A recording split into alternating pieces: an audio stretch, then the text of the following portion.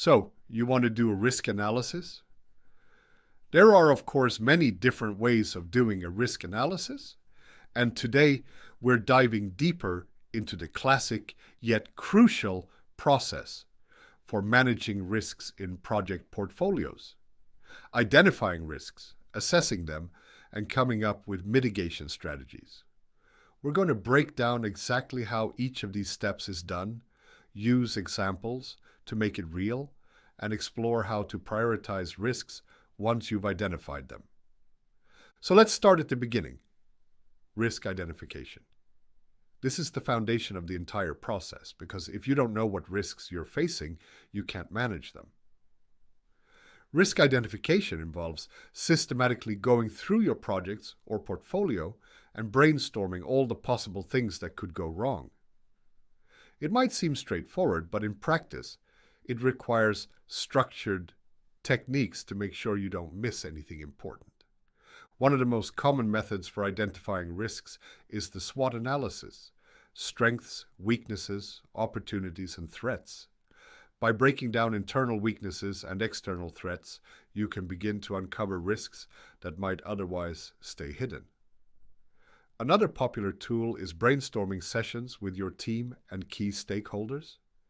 You bring everyone together to think about potential risks from all angles: financial risks, technical risks, operational risks, and so on. This is where diversity of thought really matters. For example, the marketing team might identify brand risks related to project delays, while your IT department might flag potential system outages or integration challenges. The goal here is to get a wide-ranging list of risks, so you're not limited by a narrow perspective. Another powerful technique is using historical data from past projects. What risks have your teams encountered before? Are there recurring issues with specific vendors, systems, or processes? By looking at historical data, you can spot trends and predict which risks are likely to crop up again. Imagine you've had multiple projects delayed due to vendor issues in the past. That's a red flag for future projects that involve the same or similar vendors. Finally, you might also want to use risk checklists, predefined lists of common risks that are relevant to your industry or type of project. This can be particularly helpful if you're working in a regulated industry, like healthcare or construction, where certain risks are almost always present. These checklists provide a solid starting point and ensure you're considering the risks that typically affect your projects. Once you've identified a wide range of risks, the next step is assessing them. This is where you evaluate the potential impact of each risk and its likelihood of occurring. To make this process more systematic, many organizations use a risk matrix. The matrix helps you categorize risks based on two key criteria: the likelihood of the risk happening and the severity of its impact if it does happen. Let's break this down with an example. Imagine you're managing a portfolio of construction projects, and one risk you've identified is the potential for a material price increase due to supply chain disruptions. First, you assess how likely this is to happen. If you know the market for building materials is volatile and prices have spiked in the past year, you might rate the likelihood as high. Next, you look at the impact. If a price hike would significantly raise your costs and potentially put you over budget, you'd also rate the impact as high. On the other hand, you might also have identified a risk related to weather delays. If you're building in a location with relatively stable weather patterns, you might rate the likelihood of weather-related disruptions as low, even if the impact of such a delay could be moderate. By placing these risks in a matrix, you can visually see which risks fall into the high likelihood, high impact category, which need immediate attention, and which ones are less urgent. A good practice during assessment is to try and quantify risks whenever possible. For example, instead of simply saying there's a high chance of a budget overrun, you could use past data to estimate that there's a 40% chance of the project exceeding the budget by 15%. This gives you more concrete information to work with and makes it easier to build a case when presenting to stakeholders. Once you've assessed the risks, it's time to prioritize them. Not every risk demands the same level of attention. After all, your resources, whether they're time, money, or people, are limited. So how do you prioritize? The risks that fall into the high likelihood, high impact category are your top priority. These are the risks that have the potential to severely disrupt your project or portfolio if they occur. For example, if a critical software system needed for a project is known to have a history of outages and downtime would cause major delays, that risk needs a detailed mitigation plan right away. Next, you'll address the high-impact, low-likelihood risks. These are often low-probability, high-stakes risks, things like a natural disaster, a major regulatory change, or sudden market collapse.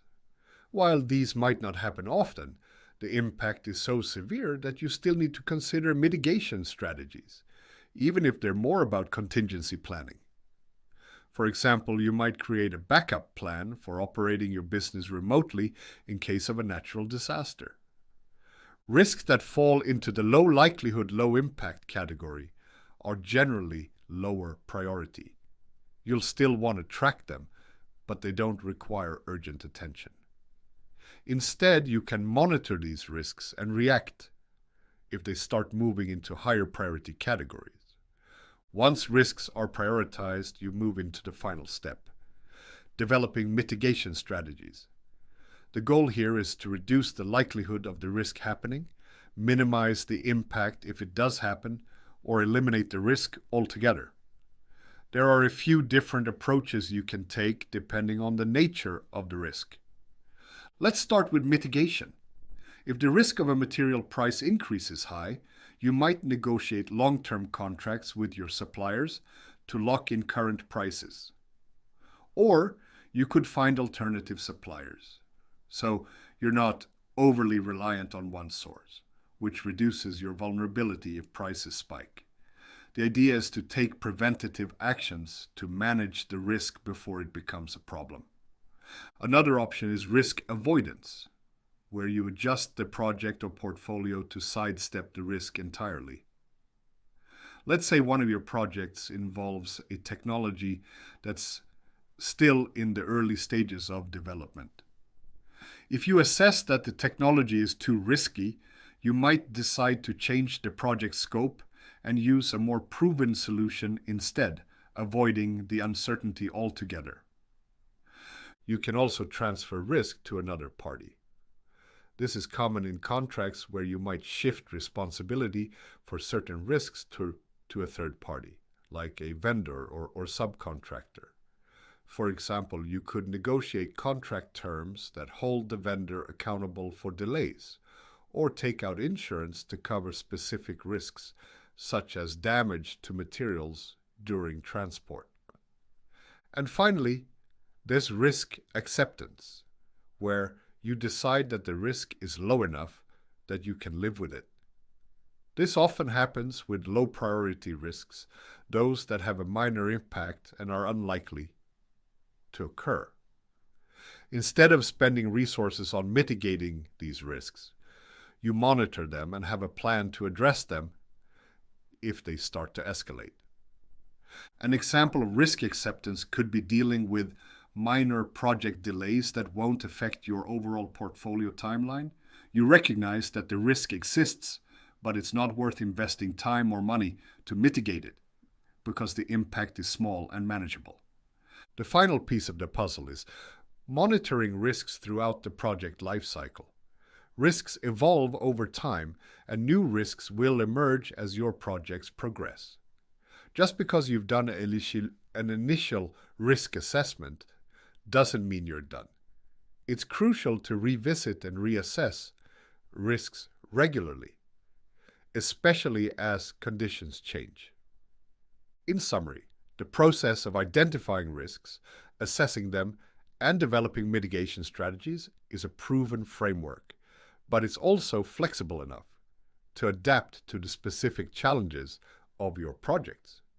But is it good enough? Examining the method, one can't help but feel that the method is quite naive in its approach. We are asking individuals to give probabilities that something will happen and what the effects will be, but in reality, how easy is that? Or there may be better ways.